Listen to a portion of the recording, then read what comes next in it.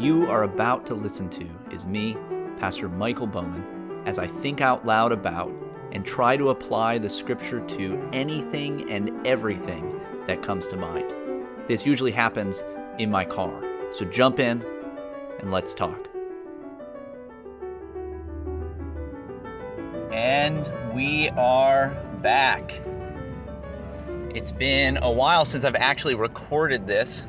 I know that it doesn't seem that way if you've just been listening to it, although I've maybe made mention to it. I don't know if you can hear, but I am in my car, and the suspension is not jumping all over the place, banging around. So that's kind of exciting. It's like I just entered a new recording studio.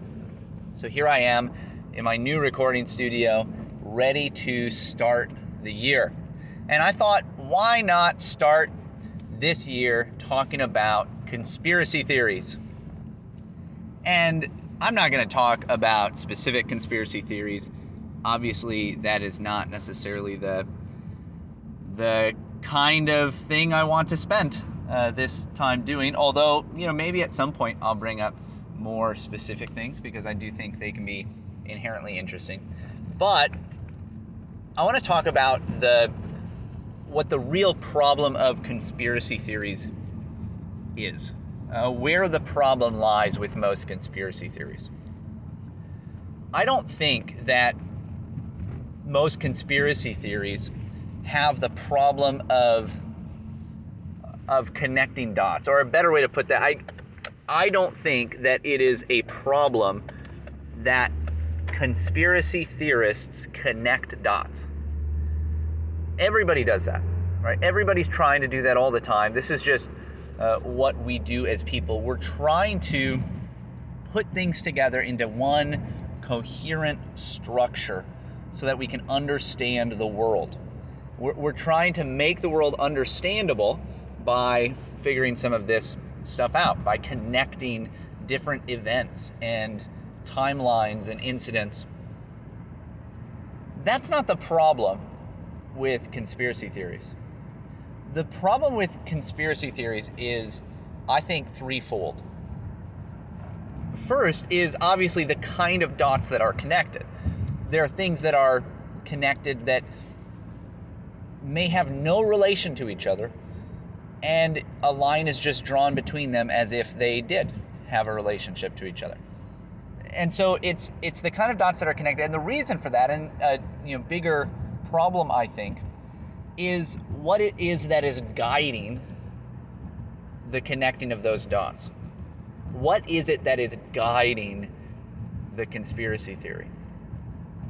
If you are not guided by a biblical worldview, you are going to be connecting dots that should not be connected and that don't need to be connected and that clearly aren't connected.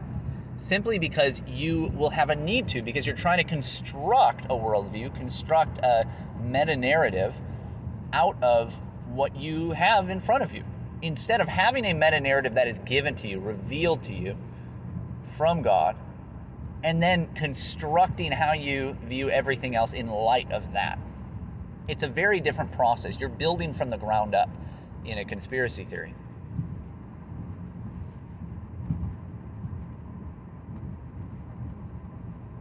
The other problem that I see is that most people in conspiracy theories assume that they are those with the vantage point to be able to connect the dots. They're the ones that can figure it out. And in this way, most conspiracy theories become a kind of Gnostic religion, right? You figured out the secret knowledge. You've received the secret knowledge of what is really going on. And what that does is it gives you power and influence. And now you are one of the select, the chosen, the few knowledgeable, who is so much farther above everyone else. You figured it out. This is one of the strange things about conspiracy theories, is there's this idea that everything is being kept from you, and yet somehow Ted your weird neighbor is the one who figured it out. Somehow, people with just regular everyday skills are able to figure out what the global cabal of elitists are doing to control the world. And they're just looking where you and I look, but they're seeing different things. This is, again, a kind of Gnostic religion. It is trying to attain a secret knowledge that gives you power over others, where you are now assuming that you're in a place to connect these things, to understand the meta-narrative that no one else understands. The way the Lord revealed his meta-narrative is he revealed it to all. He revealed it in a way that even children can understand, at least the basics of it.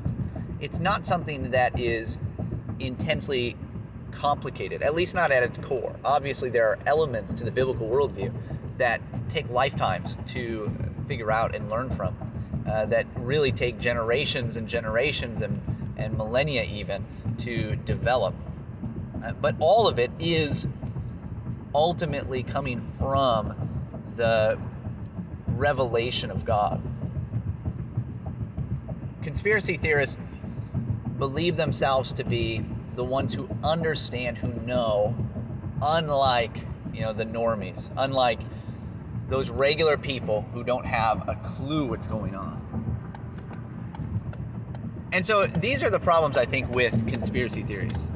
Now, just because these are problems doesn't mean that every time something's called a conspiracy theory, therefore it has to be wrong or evil or anything like that. Obviously, we live in a day when the label conspiracy theory is being used as a propaganda tool to suppress any kind of dissent. But even here, a lot of the time, you just can't know a lot of these things. You can't connect all the dots because probably you're not in a position to know a lot of these things. And that's the other thing. I was having this conversation about conspiracy theories with a group of people last night. And one of the things I mentioned is that, even if, let's say that you found out that the earth is actually flat and everyone is trying to keep that from you. It's not, it's clearly not. Obviously this is ridiculous, but here's just the example. This is a major online conspiracy theory that there are people who are trying to keep you from knowing that the earth is flat. How will it actually change your life to know whether or not that's true? What does it do for you? There just seems to be no upside of being on the inside of some of these conspiracy theories. What is the benefit to you? I don't understand it. It just doesn't seem like it matters. Even if it were true, it doesn't matter. Anyway, I'm getting to the point where I'm starting to rant. But these are my thoughts on conspiracy theories. It's not a problem to connect different dots. It's what's guiding you in connecting various events and peoples and timelines. It's not the connecting them per se. It's what's guiding you in connecting them, and the arrogance of thinking you are the one that can figure it out when everyone else is blind. This is where conspiracy theories are problematic. Hey guys, I hope this has been helpful for you. If it has been, go ahead and rate it, review it, or share it with a friend, especially if you're in La Crosse, Wisconsin, or the surrounding areas. That helps me expand the audience and hopefully increase the impact of these ideas. If you have any questions, thoughts, or concerns on anything that I just talked about, you can reach me at pastormichaeljbowman@gmail.com. You can find more content from me, as well as information about the church that I pastor at ccc-pca.org. With that, I hope you can enjoy the many blessings of God today. Until next time.